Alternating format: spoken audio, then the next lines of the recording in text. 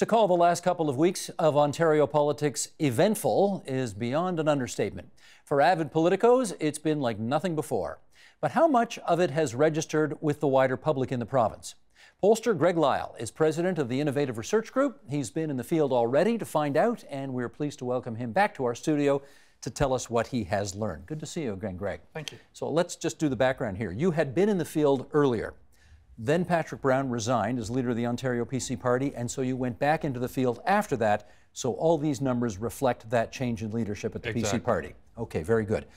When you typically, let's say, bring down a budget in the province of Ontario, how much awareness would there be in the general population for what's in that budget? Less than half. What did you find in terms of what percentage of people were aware of what was going on with the PC Party these days? 92% had heard something about it before the poll.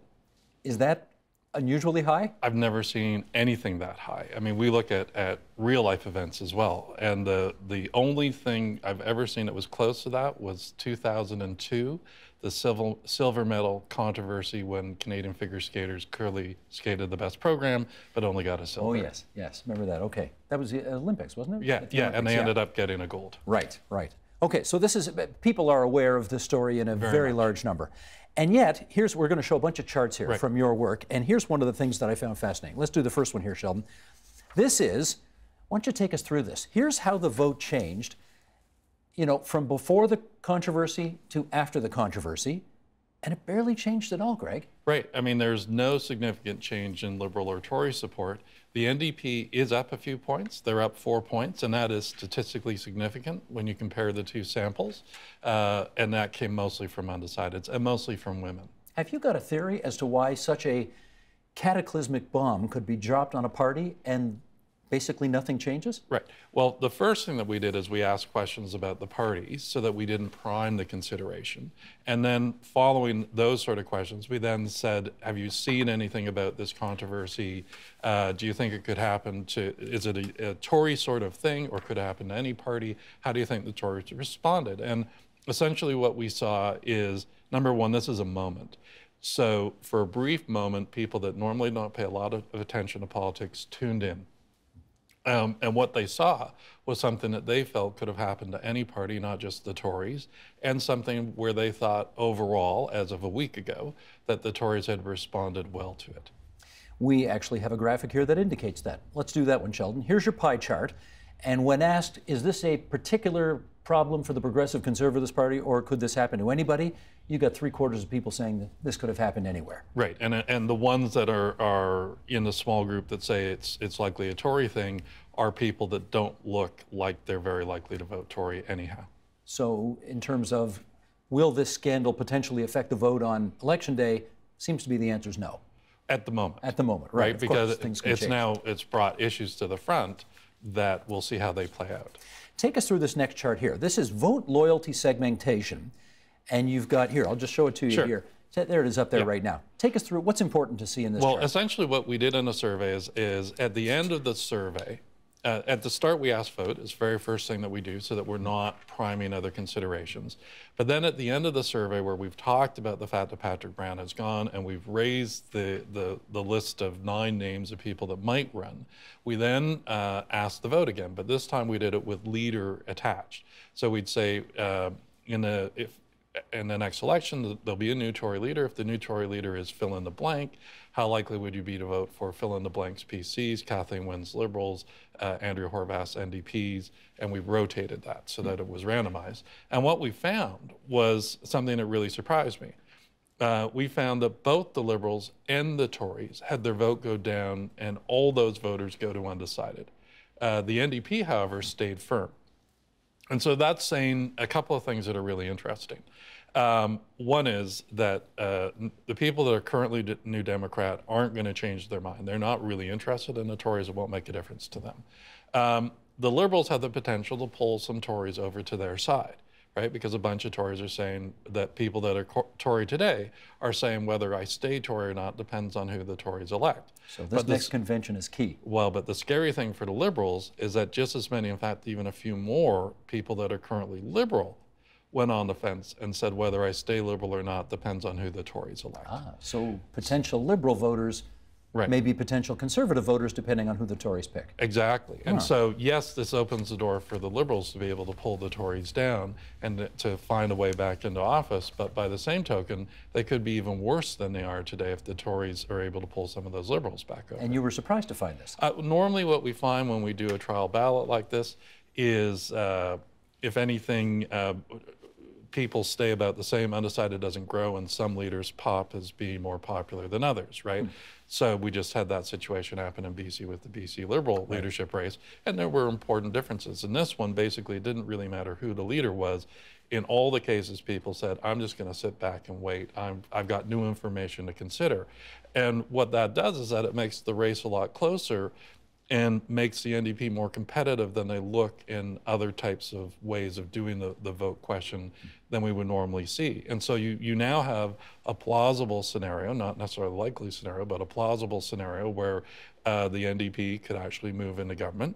More likely scenarios where either the Liberals are able to hold on or the Tories are able to replace them. So you see potentially, I mean, let's reinforce the point. It's all potential. You know, almost between 4 and 5 months still to go till Election Day. Am I inferring that you're seeing maybe 4 or 5 different scenarios for Election Day? Very much so. It seems at this point relatively unlikely that the Liberals would be able to win another majority. To do that, there'd have to be a Tory that the public was very scared about. With some scary policies. But whether it's a minority or not, I think is very much up in the air. And whether the Tories could pull out quite a large majority, again, depends on how the public reacts to the new leader. But it's open to a large majority. Well, so far, you've got the public approving as opposed to disapproving of the way the PC party has handled all of the scandalous news of the past week and a half or so by a 2-to-1 margin. And again, as you're looking for surprises out there, how big a one was that? Well, typically what happens is that we look at the world based on our partisanship. So what I was expecting to see is what we usually see, which is that Liberals would disapprove of the jobs the Tory had done, New Democrats, Greens would disapprove of the job the Tories had done. And what we saw in this is that people put their partisan lenses aside when they were making those judgments. So that was quite a big surprise. Let's put the next slide up as well, Sheldon. Here we go. Party ID by gender. Marginally, more women are identifying as PC and NDP since the accusations against Brown. You want to take us through, I mean, there's a lot of numbers there. Do you want to just tell us what the important ones are to know? I'll just steal that. There we go. So the difference with the Tories among women is not really at the point where it's a particularly big deal. And the same things with the NDP. There is a movement, but it's not huge. It's just directionally, we thought, if anything, that we would see damage for the Tories among women. And what we do see is that it's actually more about attitudes. So where the Tories, about a third of the people that have conservative values also have feminist values. They may not call themselves feminists, but they think that that women are not treated equally in the world and things like that. And what we find is that the Tories did lose some ground among those sorts of people. But on the other hand, there seemed to be a bit of a backlash among people that did not identify as feminists or did not strongly hold feminist points of view, where they actually gained some ground. And even among women, although women are more feminist than men, not all women strongly identify with feminism, and not all men are automatically anti-feminist. So anyhow, gender became a little bit more confusing than we anticipated. Well, we know from past elections that the Liberals tend to do much better with women than the Conservatives do. Are the Conservatives at a point now where their chances of winning are significantly less because their popularity with female voters is significantly less? No. They're not there? No, and what's happened is, you know, at the end of the day, it's probably not the best idea to have a particular problem with a clearly identifiable group. But if you look at comparing Hudak and Harper, Hudak and Harper got similar levels of support among women in Ontario, but Harper got a lot more men. So arguably, Hudak's problem was that he didn't have enough of a gender split. Let's do one more slide here. This is one of the biggest problems in Ontario today. And we know that if you'd taken this survey a year ago, you know, electricity prices would have been right up there. It's not right up there anymore. No, it's fallen quite a ways back. Now, but we should bear in mind that issues play out in a couple of different ways. And one of the most important ways that issues play out is as a character test. right? If you take this, what does this position mean that you're on my side or against me, right? And so when we ask people, for instance, has Kathleen Wynne made Ontario better or worse since she was premier? Most people say worse, and they say electricity is their #1 reason for saying it's worse. So it's not a pressing issue, right? The economy is a far more pressing issue than electricity right now, but as a character test, it's still in play. But if you're the Liberals and you have seen year after year after year high electricity prices killing you, and suddenly, and I've heard this in my conversations with MPPs as well, their constituents are not calling with concerns about electricity prices in anything like the numbers they were a year ago. So, but here's what's frustrating. Okay. So that's all true, all true. The Fair Hydro plan has definitely put electricity onto the back burner. So then why don't people like Kathleen Wynne anymore? That's the big question there, right? And the issue is that they came to a conclusion about Kathleen Wynne. And so it may not be something that they're still on the run on. They may have put the genie back in the bottle to a degree, but the consequences of it are lasting. So if it's not high electricity prices for the reasons that she's still the 10th most popular premier in the country out of 10, what did your survey pick up? Well, the issue is that it still is. I mean, everything that we see is that in fact, it's still a legacy issue, that those years of fighting the electricity issue and not fighting it particularly well until the end has left ongoing damage for Kathleen Wynne. And her challenge at this point, it's almost, she said she's sorry, she said we've learned, it just hasn't come through. People are not warming up to her. And the minimum wage increase and the free education, all those sort of things, education hasn't helped? Now, one of the things, well, something that you might want to look at some point, there's a great new video clip out from the Scottish National Party, and it's a bunch of hipsters in a party, and someone comes in and they start talking about politics running down the SNP government, saying, you know, what have they done for me? And someone pops up with one thing and someone pops up with another. All that list that you're bringing up there reminded me very much of that ad. And I think that there might be a way of bringing that into the popular narrative that would help people reassess their point of view. But the tried and true approach to fixing a problem when you have a leader that has that many negatives is to make the opponent even scarier, right? To throw them out on them. They had a plan for Patrick Brown. They knew what they were going to do to polarize people against Patrick Brown. Their problem is, how do they do that for someone like Christine Elliott or Carolyn Mulroney, who don't have a lot of negatives to start with Doug Ford. It's easier because he has more negatives, but his negatives are still a lot lower than the premier's. Well, let's go there, because clearly their campaign was designed to attack Patrick Brown, and now they will have a very short period of time in which to readjust their campaign to another leader. The numbers you showed, now admittedly, the numbers you had at the briefing I attended included potential leadership candidates who have now decided they're not in the race. So Vic Fideli's out, Lisa Raitt is out, and on and on and on. Of the list that you showed, Christine Elliott was #1 by a big margin. And my question is, can you take that to the bank, or is that just name recognition? So all our polling does is tell you how the public is reacting to these potential leaders.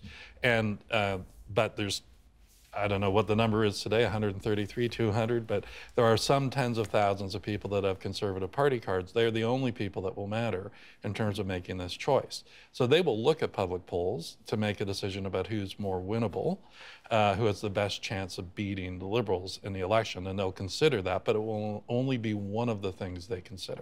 But as you looked at Elliott's favorabilities versus her unfavorabilities, she was +26. You looked at Doug Ford's favorabilities versus unfavorabilities, he was -26. If PC party voters take a look at those numbers, will that be instructive in how they vote? Well, for some of them, yes, but others will look at the arguments that they're both making, And so one of the things that was really interesting in that polling, and that the Ford people would focus on, is that Doug Ford was #1 with swing voters. So when you looked at people that were leaning to the Tories, that were undecided, or were second choice Tories, those people actually, if they preferred any candidate, preferred Doug Ford over all the rest. And so he's going to make that argument. And the other thing that we talked about, and there were so many things that we looked at, and you can't talk about them all, but we looked at what we call the economic gap. We looked at how people feel in terms of agreeing or disagreeing that you can be anything you want in Ontario versus every year it's harder to get by. And what you find is only 12% of the electorate say you can be anything you want and I have no problem getting by. So only 12%. 12%, right? So 88% are either struggling to achieve the dream or don't think you can even get to the dream. And Doug Ford is carrying the message of those people that are struggling. He's the champion of the 88%. Right. He's the guy who says, you know what, you should be able to be anything you want to be. You're working hard to be what you want to be, but government is getting in the way. They should be helping and they're hurting you. Okay, two more quick things. And we have to talk about the third candidate in the race, Caroline Mulroney. Right. You had her sort of in the middle of the pack. Not Right. too popular, not too unpopular. Right. What did you infer from that? Well, and the basic story is that right now, most of the people react to Caroline based on what they know of her father, right? They don't know much about her right now. And so, you know, she has quite a record. She's very well educated, accomplished. She's created charities. But how that will all play to the average Ontarian, we'll have to see, right? Again, if you think about those people that feel economically besieged, you know, Doug Ford doesn't live their life. He's an economic success, but they believe that he understands their needs.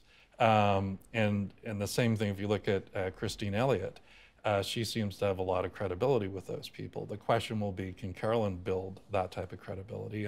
And that's something for her campaign. This is the big challenge for their campaign. Got it. That's Greg Lyle, Innovative Research Group. Thanks so much, Greg. Thank you. The Agenda with Steve Bacon is brought to you by the Chartered Professional Accountants of Ontario, helping businesses stay on the right side of change with strategic thinking, insightful decisions, and business leadership. Are you on the right side of change? Ask an Ontario CPA.